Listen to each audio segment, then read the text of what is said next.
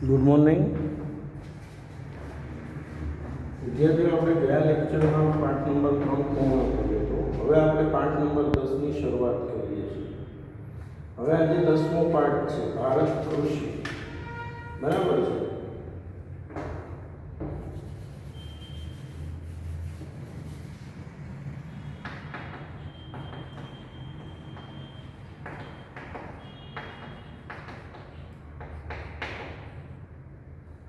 હવે ભારત કૃષિની વાત કરીએ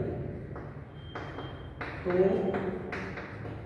ભારત એક કૃષિ પ્રધાન દેશ રહ્યો છે, આપણે વર્ષોથી જાણીએ છીએ. તો ભારતની અંદર કૃષિમાં કયા કયા પાકોનું ઉત્પાદન થાય છે, કયા રાજ્યમાં કયો પાક સૌથી વધુ ઉગે છે, તેમજ દેશ કઈ વસ્તુના ઉત્પાદનમાં આગળ છે, કઈ વસ્તુમાં પાછળ છે, આ બધા મુદ્દાઓની આપણે અહીંયા ચર્ચા કરીશું. પાઠ જે છે ભારત કૃષિમાં આપણા દેશની સમગ્ર કૃષિ વ્યવસ્થા, કે આપણા દેશની અંદર કૃષિનું જે ઉત્પાદન થાય છે તેની આપણે સમગ્રપણે ચર્ચા કરીશું. બરાબર છે. તો પાઠ છે ભારત કૃષિ. હવે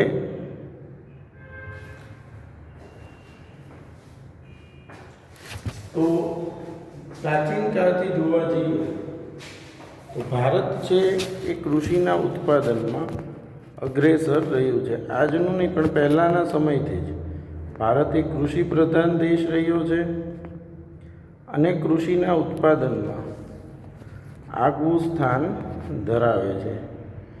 તો આ કૃષિના ઉત્પાદનમાં ભારત કયા સ્થાને છે, કઈ વસ્તુનું ઉત્પાદન આપણા દેશમાં વધુ થાય છે, કઈ વસ્તુનું ઓછું થાય છે, એ બધા જ મુદ્દાઓની અહીંયા આપણે ચર્ચા કરીશું. બરાબર છે. તો ભારત કૃષિ.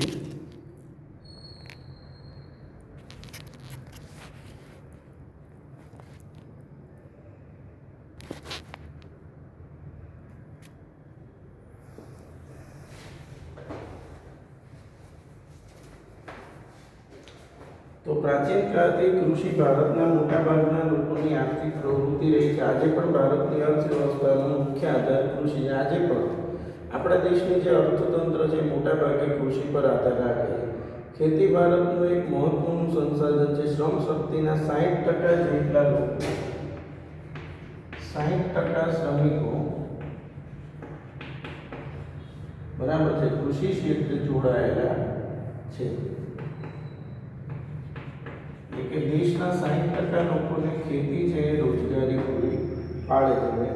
બરાબર છે. ભારતના લોકો માત્ર ખોરાક પૂરો પાડવા ઉપરાંત ઉદ્યોગો માટેનો કાચો માલ, આપણે જાણીએ છીએ કે ખેતી આપણને શું આપે, એક તો ખોરાક. આપણે લોકો જે ઘઉં છે, ચોખા છે, બાજરી છે એનો જે દરરોજ ઉપયોગ કરીએ છીએ એ બધું ક્યાં ઉગે છે? કૃષિ. એટલે કૃષિ આપણને એક તો ખોરાક પૂરો પાડે છે, સાથોસાથ ઘણા ઉદ્યોગો એવા છે એ ઉદ્યોગો માટેનો કાચો માલ.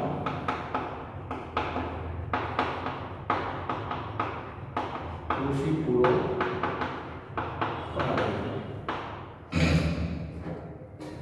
અને રાષ્ટ્રીય ઉત્પાદનમાં કૃષિનો હિસ્સો લગભગ 22%. રાષ્ટ્રીય ઉત્પાદન આપણા દેશનું જે કુલ ઉત્પાદન છે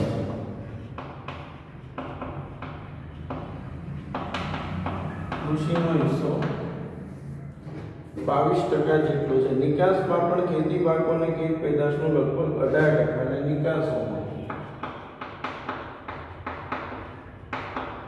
કૃષિનો હિસ્સો 18% જેટલો છે, જેનાથી દેશને દર વર્ષે વિદેશી ઊંડિયામણ પ્રાપ્ત થાય છે. હવે આપણે કૃષિ પેદાશો છે વિદેશોમાં મોકલીએ છીએ એટલે આપણને વિદેશી ઊંડિયામણ ડોલર પ્રાપ્ત થાય છે. બરાબર છે. ભારતીય અર્થવ્યવસ્થા મુખ્યત્વે ખેતી પર આધારિત છે. આમ ભારત એક કૃષિ પ્રધાન દેશ છે. હવે આ એક વિધાન છે કે ભારત એક કૃષિ પ્રધાન દેશ છે. સમજાવો તો સમજો. ભારતની અર્થવ્યવસ્થા કૃષિ પર આધાર રાખે છે. દેશના 60% લોકો કૃષિ ક્ષેત્રે રોજગારી મેળવે છે, જ્યારે કૃષિ દેશના લોકોને ખોરાક તેમજ કાચો માલ પણ પૂરો પાડે છે. દેશના રાષ્ટ્રીય ઉત્પાદનમાં કૃષિનો હિસ્સો 22% અને નિકાસમાં 18% જેટલો હિસ્સો છે, જેના દ્વારા આપણને વિદેશી હુંડિયામણ પણ પ્રાપ્ત થાય છે. કૃષિ જે છે, ભારત એક કૃષિ પ્રધાન દેશ રહ્યો છે. બરાબર. હવે આગળ વધીએ તો ફળદ્રુપ મેદાનો ભારતની અંદર કૃષિના અનુકૂળ સંજોગો કયા કયા છે? આવો પ્રશ્ન પૂછે. કૃષિના અનુકૂળ સંજોગો ભારતમાં કૃષિ માટેના જે અનુકૂળ સંજોગો છે એની અંદર જોવા જઈએ તો એક તો ફળદ્રુપ મેદાનો છે, બારે માસ પાક લઈ શકાય તેવી અનુકૂળ આબોહવા છે. ફળદ્રુપ મેદાનો, બારે માસ પાક લઈ શકાય તેવી અનુકૂળ આબોહવા, સિંચાઈ, કુશળ અને મહેનતુ ખેડૂતો વગેરેને લીધે ભારતના મોટા ભાગના વિસ્તારમાં 2 કે તેથી વધુ પાકનું વાવેતર કરી શકાય. તો ફળદ્રુપ મેદાનો છે, બારે માસ પાક લઈ શકાય તેવી આબોહવા, સિંચાઈની સુવિધા છે, કુશળ અને મહેનતુ ખેડૂતો, આને લીધે ભારતમાં મોટા ભાગના વિસ્તારમાં 2 કે તેથી વધુ પાકનું વાવેતર કરી શકાય. તેમ છતાં એટલે આ અનુકૂળતાઓ બધી જ છે. સારી આબોહવા છે, મહેનતુ ખેડૂત છે, બરાબર છે, સિંચાઈની સુવિધા છે, ફળદ્રુપ મેદાનો છે, છતાં આપણા દેશની અંદર ખેતી પૂરતો વિકાસ સાધી શકાયો નથી. કેમ? આટલી બધી અનુકૂળતા હોવા છતાં આપણે ખેતીમાં વિકાસ નથી કરી શક્યા. તો સમજો, એક તો ભારતની અંદર જે ખેડૂત છે મોટા ભાગના એ ગરીબ છે, ગરીબ અને નિરક્ષર છે. બીજું, આધુનિક જે સંસાધનોનો ખેતીમાં ઉપયોગ કરવો જોઈએ ખેડૂતો કરી શકતા નથી, કારણ કે એમની પાસે એટલા પૈસા જ નથી કે લોકો આધુનિકતા લાવીને આધુનિક ખેતી કરી શકે. આ ઉપરાંત સિંચાઈની અપૂરતી સગવડ, અનિયમિત અને અનિશ્ચિત વરસાદ, વધારે વસ્તી, ખેડૂતોનું જે કુટુંબનું કદ છે એ મોટું છે, વસ્તી, કુટુંબનું મોટું કદ, નાના કદના ખેતરો અને પ્રયોગશીલતા પ્રત્યે ઉદાસીન વલણ. પ્રયોગશીલતા, ખેડૂતો નવીનતા લાવવા. આજે તમને એમ કહીએ કે ખેડૂતને એમ કહીએ કે ભાઈ તમે આધુનિક ખાતરો, દવાઓ, બિયારણના ઉપયોગથી ખેતી કરો તો ઉત્પાદન વધુ સારું થશે, પણ એ આધુનિકતા લાવવા માટે ખેડૂતો તૈયાર હોતા નથી. પછી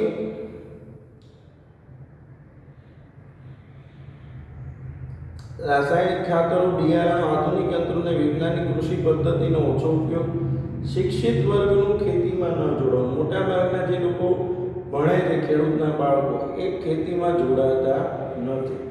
બરાબર. તેમજ સમાજમાં ખેતીનો કહેવાતો ઉતરતો દરજ્જો વગેરેને લીધે વૈશ્વિક ઉત્પાદન સામે ભારતમાં ઉત્પાદન પ્રમાણમાં ઓછું છે. ખરેખર તો ખેતી એ મહત્વનો વ્યવસાય છે. હવે આપણે ખેતીના પ્રકાર,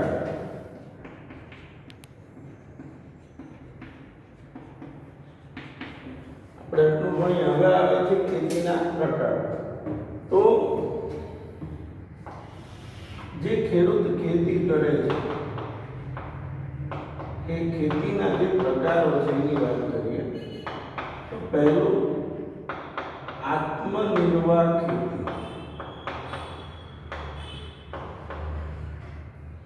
તો જે ખેતી ખેડૂત તેના કુટુંબના ભરણ પોષણ માટે કરે છે,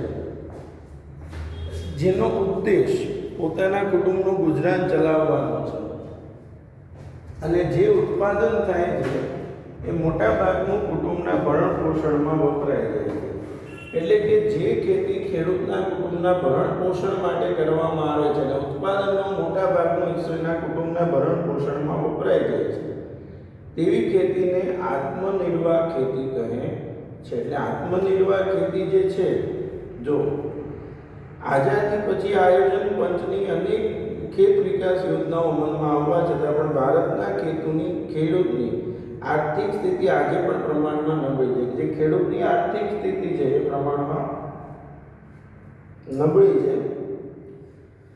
નાના કદના ખેતરોમાં મોંઘા બિયારણો, ખાતર અને જંતુનાશકોનો ઉપયોગ કરવો પોસાય તેમ નથી. ખેતરમાં થતું અનાજનું ઉત્પાદન પોતાના પરિવારના ઉપયોગ જેટલું જ થાય છે, અને ખેતીમાં જે ઉત્પાદન થાય છે એ પોતાના કુટુંબના ભરણ પોષણ જેટલું જ થાય છે, જે તેના કુટુંબના ભરણ પોષણમાં જ વપરાય છે. અને જે થાય છે એના કુટુંબના ભરણ પોષણમાં વપરાય છે.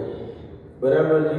તેને જીવન નિર્વાહ ખેતી કે આત્મનિર્વાહ ખેતી કહે છે. આથી ભારતીય ખેતી આજે પણ મોટા ભાગના વિસ્તારમાં જીવન નિર્વાહ પ્રવૃત્તિ જ ગણાય. એટલે ખેડૂત જે ખેતી કરે છે એ પોતાના કુટુંબના ભરણ પોષણ માટે કરે.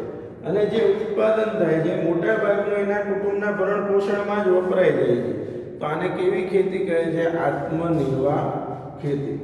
આત્મનિર્વાહ ખેતી અથવા જીવન નિર્વાહ ખેતી. ત્યારબાદ સૂકી ખેતી. હવે સમજો,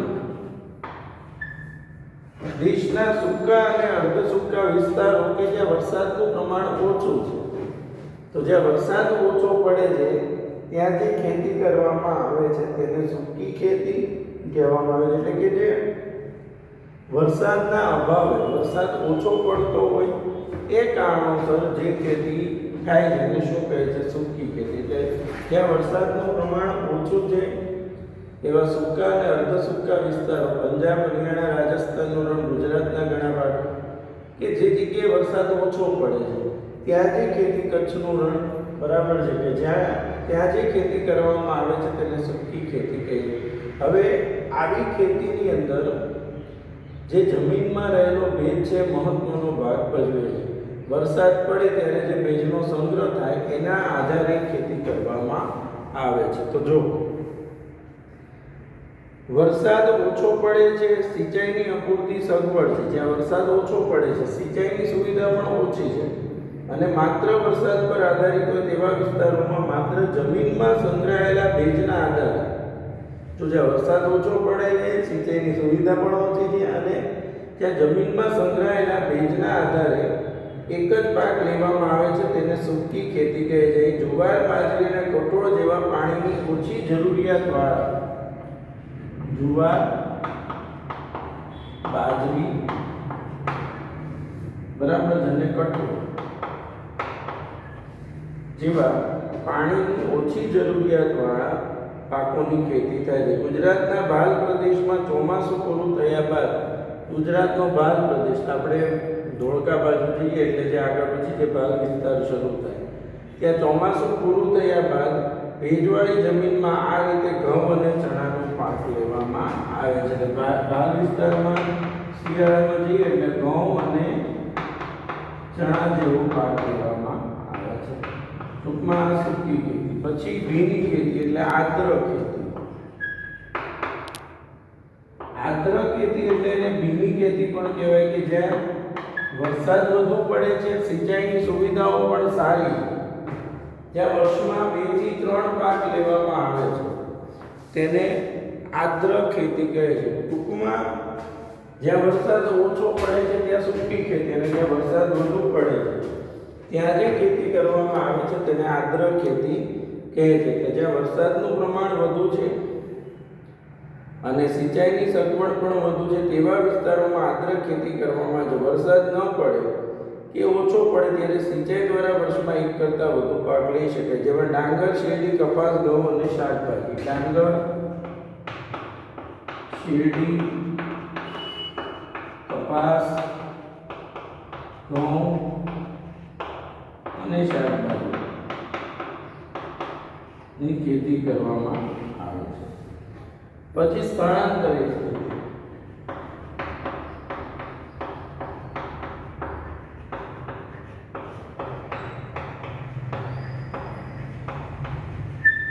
ઝૂમ ખેતી. હવે ઝૂમ ખેતી કોને કહેવાય?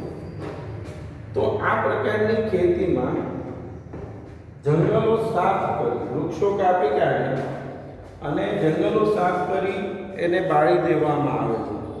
પછી જે જમીન સમથળ કરી દે એ જમીનમાં ખેતી કરવામાં આવે છે. ટૂંકમાં વૃક્ષોને કાપીને, બરાબર છે, તેને બાળી દેવામાં આવે છે અને પછી એ જમીનમાં જ્યાં સુધી જમીનમાં ફળદ્રુપતા હોય ત્યાં સુધી ખેતી કરે અને જેવી ફળદ્રુપતા ઓછી થાય પાછા બીજી જગ્યાએ જઈને આ જ પ્રકારે વૃક્ષો કાપવાના અને ત્યાં ખેતી કરવાની, બરાબર, એને ઝૂમ કે સ્થળાંતરિત ખેતી કહે છે. મોટા ભાગે આવી જે ખેતી છે એમાં જમીનની ફળદ્રુપતા ઉપર પાકનું ઉત્પાદન આધાર રાખીને આમાં ઉત્પાદન ઓછું થતું જોવા મળે છે. તો જો આ પ્રકારની ખેતીમાં જંગલોમાં વૃક્ષોને કાપીને તેને સળગાવીને જમીન સાફ કરી ત્યાં ખેતી કરે છે. 2 થી 3 વર્ષ ખેતી કરે છે.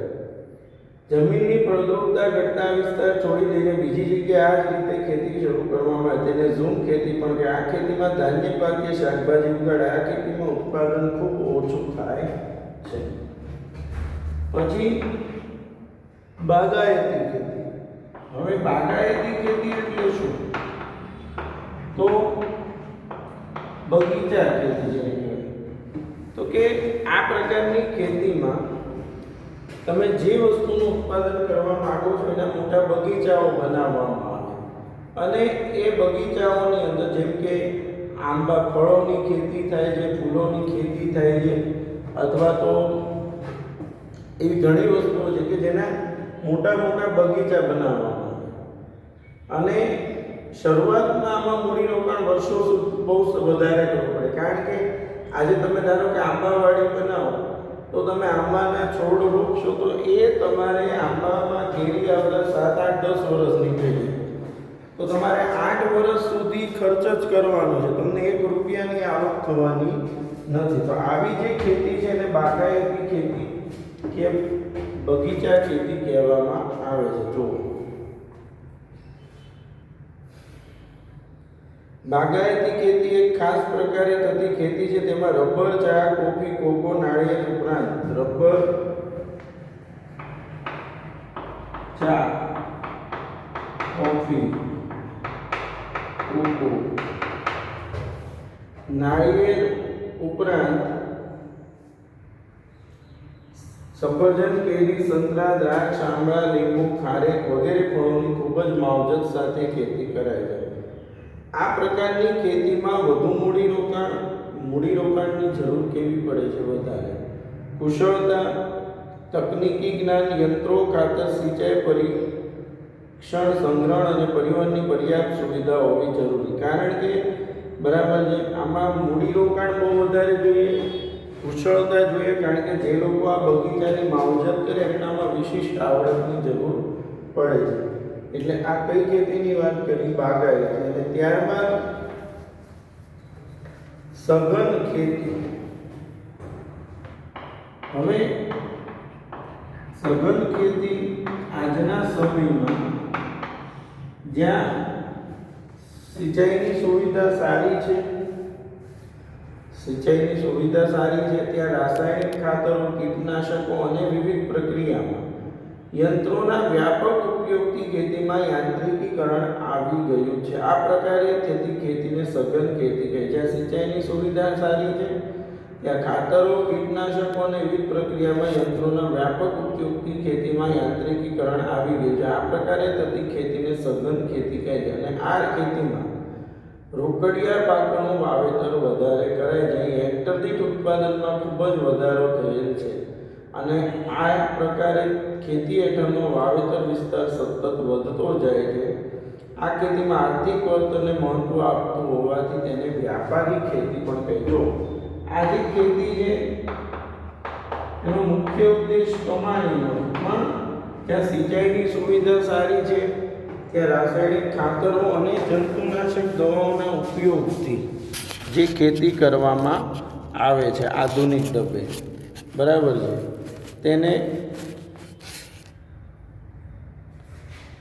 છે, તેને સઘન ખેતી કે વ્યાપારી ખેતી કહે છે. અને આ જે વ્યાપારી ખેતી છે એની અંદર ખાસ કરીને એવા ધાન્ય પાકો ઉગાડવામાં આવે છે, રોકડિયા પાકો, બરાબર છે, કે જેના દ્વારા કમાણી વધુ જાય છે. ટૂંકમાં ખેડૂત જે પૈસા માટે ખેતી કરતો થયો છે આજના સમયમાં, જેનો ઉદ્દેશ કમાણીનો છે, તેને સઘન ખેતી કે વ્યાપારી ખેતી પણ કહેવામાં આવે છે, બરાબર છે. એટલે જો અત્યારે આપણે આ કૃષિના પ્રકારો સમજ્યા: આત્મનિર્વાહ ખેતી, સૂકી ખેતી, આદ્ર ખેતી, સ્થળાંતરિત બાગાયતી અને સઘન ખેતી. એટલે તમારે આ 6 ટૂંકનોંધો લખવાની છે. આ ઉપરાંત ભારત એક કૃષિ પ્રધાન દેશ રહ્યો છે, સમજાવો. એ પ્રશ્નનો જવાબ. ભારતમાં કૃષિના અનુકૂળ સંજોગો સમજાવો અને ભારતમાં કૃષિની સમસ્યાઓ જાણો. એટલે આ 4, આમાં 3 અને પેલા 6, એટલે ટોટલ 9 પ્રશ્નો થશે.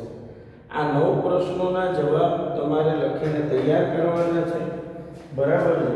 આ 9 પ્રશ્નોના જવાબ તૈયાર કરીશું। આવતા લેક્ચરમાં આપણે કૃષિની પદ્ધતિઓ, ભારતમાં કૃષિના પ્રકારો, બરાબર છે, પછી ખરીફ પાક, રવિ પાક અને જાયદ પાકનો તફાવત, આ બધા પ્રશ્નોનો આપણે અભ્યાસ કરીશું। પણ આજે ખાસ મેં કીધું એ પ્રમાણે આ 9 પ્રશ્નો જે ટોટલ આજે ભણાવ્યા છે એના જવાબો તમારે લખવાના છે, બરાબર છે। આવતા લેક્ચરમાં આપણે આગળ ભણીશું। ચલો, થેન્ક યુ।